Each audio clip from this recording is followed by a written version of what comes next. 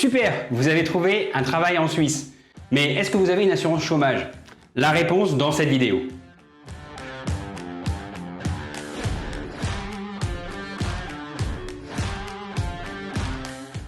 Bonjour YouTube, Julien, expert bancaire et marché financier depuis de nombreuses années, de Paris à Genève en passant par Londres et Moscou.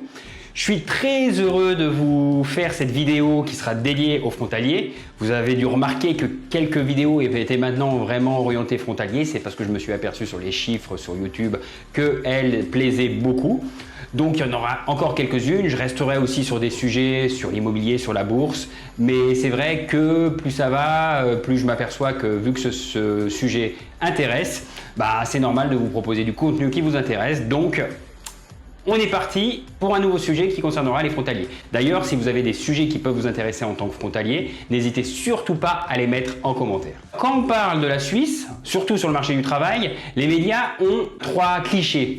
Le premier, c'est que les salaires sont très élevés en Suisse. Alors j'en avais un petit peu parlé dans une de mes dernières vidéos, vous pouvez aller la voir d'ailleurs, elle va apparaître là. Si vous voulez que j'en fasse une complètement dédiée au salaire en Suisse, vous le mettez aussi dans les commentaires. Le deuxième cliché qu'on voit souvent dans les médias français sur la Suisse, c'est le droit du travail.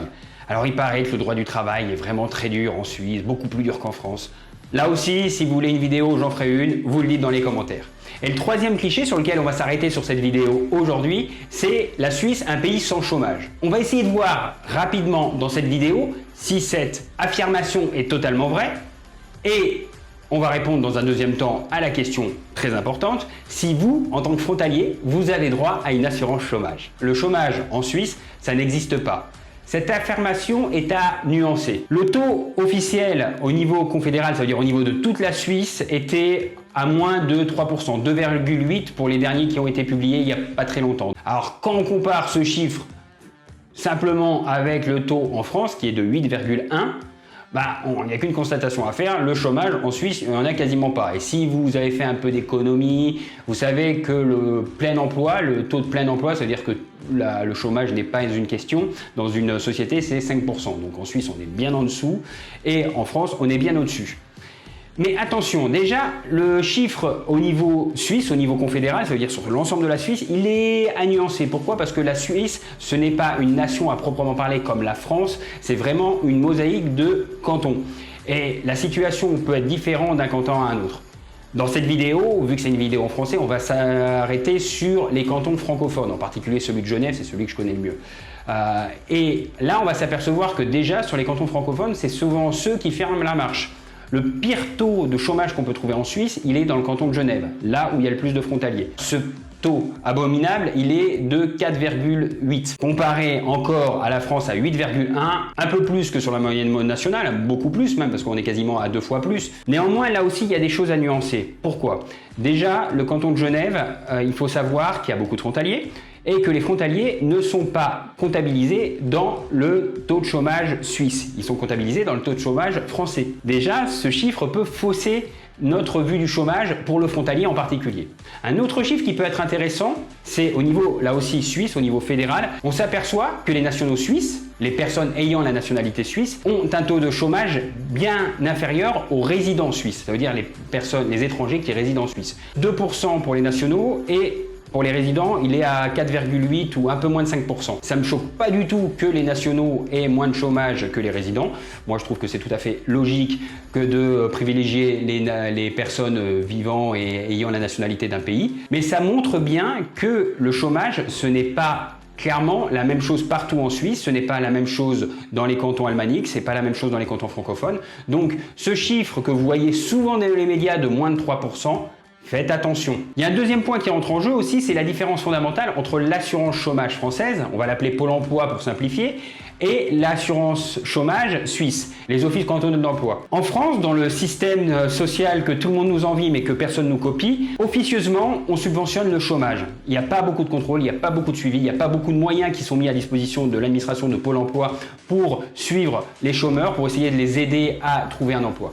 En Suisse, c'est tout le contraire. On va tout faire pour que vous vous remettiez le plus rapidement possible à l'emploi. Ça veut dire aussi utiliser des manières contraignantes. Ça veut dire vous suivre en vous demandant exactement où vous en êtes au niveau de vos recherches d'emploi, les copies des demandes que vous faites aux entreprises, vous obliger à prendre un travail qui peut-être vous n'aurez pas accepté. Pour des petites anecdotes, c'est toujours intéressant de le voir, c'est que les offices cantonaux peuvent vous obliger à passer votre journée dans les locaux de l'office cantonal pour chercher du travail. Ce chômage suisse est très contraignant. Il y a aussi quelques petites anecdotes. Alors une que j'ai pu voir, c'était des personnes qui étaient licenciées ou qui démissionnaient de leur entreprise en Suisse, qui étaient résidentes en Suisse et qui savaient qu'ils allaient retrouver du travail dans les 2-3 mois à venir. Ils n'ont même pas pris le temps de s'inscrire sur les listes de chômage en Suisse parce qu'ils se disaient ça va être trop contraignant de mon côté, je préfère chercher tranquillement de mon côté, prendre le temps. Et d'autres anecdotes vraiment à la marge que là j'ai lu dans les médias, c'était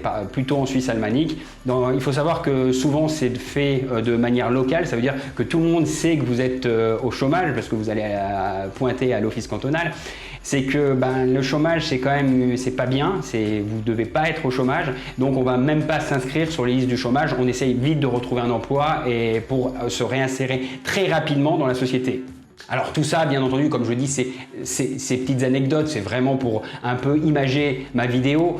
Dans la plupart des cas, les Suisses, ils font comme les Français, quand ils sont au chômage, ils vont s'inscrire sur les listes des demandeurs d'emploi.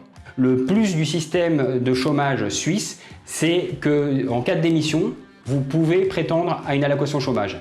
Vous aurez quelques mois de franchise, mais vous pouvez prétendre à une allocation chômage, ce qui n'est pas possible dans la plupart des cas avec l'allocation française. Alors, j'en viens à la réponse à la question de cette vidéo. Est-ce qu'en tant que travailleur frontalier résidant en France et travaillant en Suisse, j'ai le droit à une allocation chômage? Et la réponse est oui, vous avez le droit à une allocation chômage comme tous les salariés français si vous êtes licencié côté suisse. Le montant sera exactement le même que si vous aviez travaillé en France. Bien entendu, votre revenu en francs suisses sera converti en euros. Il faudra juste le jour où vous faites licencier en Suisse, aller récupérer dans les locaux des unions syndicales, je pourrais mettre le lien en description, le formulaire PDU1. Attention, je le répète, vous êtes vraiment inscrit au niveau français, dans les listes de Pôle emploi. Donc attention, en cas de démission, vous n'avez pas le droit au chômage en France, à part cas très particuliers. Pour conclure cette vidéo, sachez qu'en tant que frontalier, vous risquez d'avoir des périodes de chômage plus longues et plus fréquentes qu'un salarié français. C'est pour ça que cette vidéo, c'est aussi un petit avertissement pour les personnes qui souhaiteraient profiter de ce statut, devenir frontalier, et ne pas leur faire oublier que si le chômage existe en tant que frontalier, donc si je peux me permettre un conseil pour les personnes qui voudraient devenir frontalier, n'oubliez pas 3 choses. Ayez une formation solide, ayez une expérience solide, et ayez aussi des langues. Et aussi, votre situation de frontalier, elle vous oblige à faire attention à vos finances. Vous allez avoir effectivement vos revenus qui risquent d'augmenter, mais il ne va pas falloir faire n'importe quoi, parce qu'effectivement, la situation n'est pas exactement la même que vous aviez en France. Et c'est pour cela, pour les frontaliers, qu'il va falloir faire attention aussi sur la gestion de vos revenus, de votre épargne. Il ne va pas falloir faire n'importe quoi, même si vos revenus vont augmenter. C'est à ce moment-là qu'il faut mettre en place des stratégies pour se créer des revenus complémentaires, avec l'immobilier, avec la bourse, avec tout ce qui peut être possible, des petites activités complémentaires.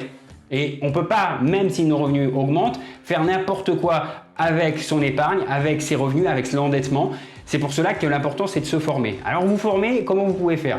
Déjà, vous avez ma chaîne, donc abonnez-vous à ma chaîne, n'hésitez pas à laisser un like. Et allez voir les autres vidéos qui concernent les frontaliers, mais pas que. N'hésitez surtout pas à aller voir ces vidéos. N'hésitez pas aussi à proposer des nouveaux sujets si vous êtes intéressé par quelque chose.